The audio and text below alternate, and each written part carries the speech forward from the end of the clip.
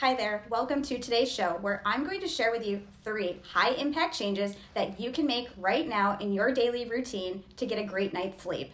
I'm Desiree Matthews, a board certified psychiatric nurse practitioner and clinical director here at Different MHP. As part of our commitment to you to deliver a different mental health program, today we are going to be unraveling the mysterious world of sleep, that glorious yet elusive state of bliss that seems to escape so many of us.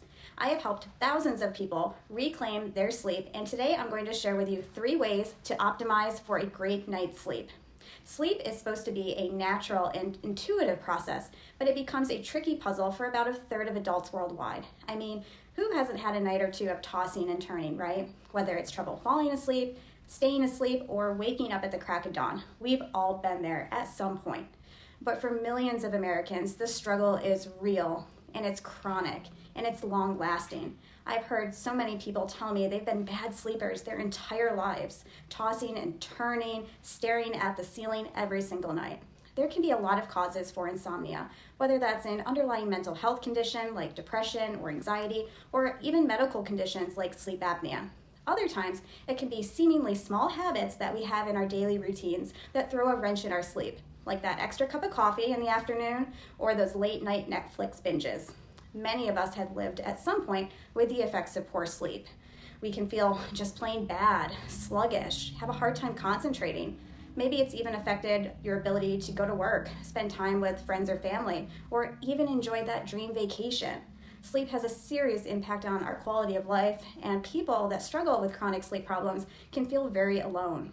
New research has also shown that chronic sleep problems like insomnia can lead to an increased risk of depression, cancer, and dementia. But with that said, there is hope, and I'm going to talk about a few ways to get a great night's sleep. First things first, if you have been wrestling with sleep issues for a while, it is really important to seek expert opinion from a healthcare professional for evaluation. There can be sneaky things like sleep apnea or other health hiccups causing those restless nights. Assuming you've done the basic health check, let's get to a basic overview of sleep.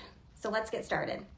First, let's have a quick rundown behind the why and talk a little science. First, we have to understand that our sleep and wake cycle is controlled by our brain's master clock. We often refer to this as our circadian rhythm, and there are many factors that can help us feel more alert or feel more sleepy. And a lot of these external factors can throw a wrench in our daily sleep cycle. So let's talk about how to support our natural sleep-wake cycle. The number 1 tip I have is using light and dark to our advantage. Our circadian rhythm is highly regulated by exposure to either light or dark. Many of us get exposure to light at the wrong times, which can lead to bad sleep. For a great night's sleep, it's actually really important what we do first thing in the morning. That's right, our daytime habits can affect our sleep. So here are 3 things I want you to try out. First, when you get up, get exposure to sunlight within 1 hour of awakening. Get outside for some sunshine for at least 5 to 10 minutes. This exposure to light will help signal your brain to wake up, be alert, and help kickstart production of hormones like cortisol and serotonin, which can help with your alertness and overall mood. If it is overcast, you can still go outside, but you need to spend about 20 minutes outside. If you don't have access to light because you get up, say, much earlier than the sun, then turn on a lot of overhead lights and get outside as soon as you can. In some cases, people do invest in a light box. This is a machine or light or lamp that mimics the sun's natural light. Next, as the afternoon progresses, get back outside. The lights from the sun during the later afternoon period are more orange and yellow, and this actually helps signal to our brain to transition and prepare our mind and body for sleep. Lastly, and this is very important, in the evening time, be sure to start to dim the lights. Try using more desk lamps rather than those bright overhead lamps. Dim the computer screens, the cell phones. And then about 1 to 2 hours before bed, be sure to put away all those devices. No cell phone, no TV, no laptop, because this can actually suppress our melatonin production. Light is a very, very powerful suppressive agent of melatonin, and we need melatonin levels to help us prepare to go to sleep. So one thing we can really do is limit those devices. So to recap, try to get sunlight first thing in the morning when waking up, and then another bout of sunlight in the afternoon. And in the evening, start to dim the lights in the house, and up to an hour before bed, commit to keeping your area as dark as possible and avoid those electronics. This will help support your body's natural sleep and wake cycle, including making sure that we have enough melatonin production for a better night's sleep. Next, Let's talk about caffeine and alcohol. These two substances can really throw off our sleep game. First, caffeine is a stimulant and blocks a receptor in our body called adenosine. By blocking this receptor with caffeine, we can feel more alert and energized. This is great, and this is why many of us have a cup of joe in the morning. However, caffeine too late in the day can disrupt our ability to fall asleep. And people that consume caffeine too late in the day before bed can see an overall decrease in not just the amount of sleep, but the quality of sleep that they have.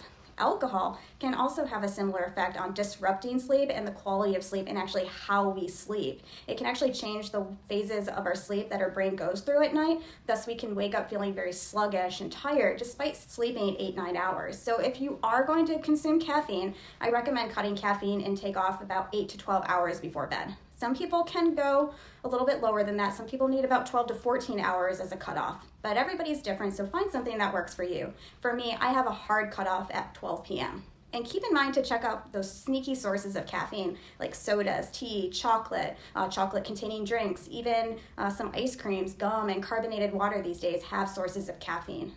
In terms of alcohol, if you do consume alcohol, keep in mind we do want to limit our consumption. For those biological females, we want to make sure no more than 1 serving, and for biological males, no more than 2 servings a day. We want to make sure that we cut our alcohol use off 4 hours before bed to avoid it disrupting our sleep. So let's recap. No caffeine, 8 to 12 hours before bed, and if you are going to consume alcohol, do it in moderation and make sure there's a 4-hour gap between your alcohol consumption and sleep. Lastly, let's talk temperature. Ideally, we want not only a dark environment to sleep in, but we want it to be as cool as possible. And research shows that a temperature between 60 to 68 degrees may be ideal for us to get a good night's sleep. On average, our body has to drop on average 1 to 3 degrees to actually get to sleep.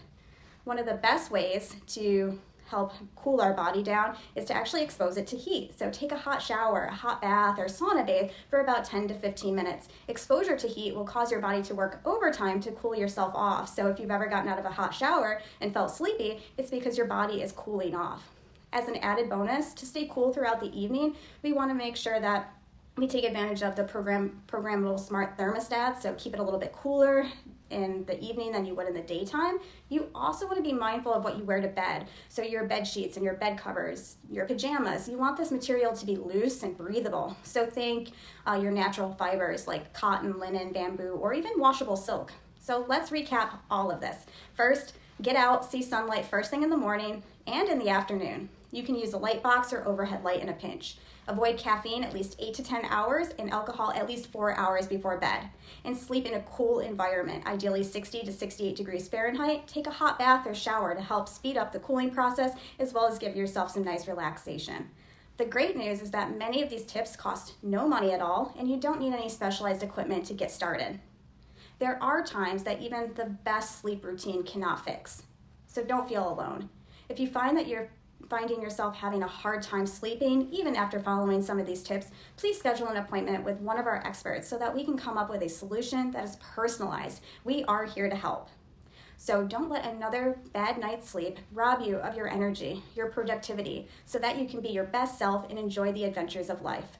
I hope you join me next time. I'm Desiree Matthews, nurse practitioner here at Different MHP.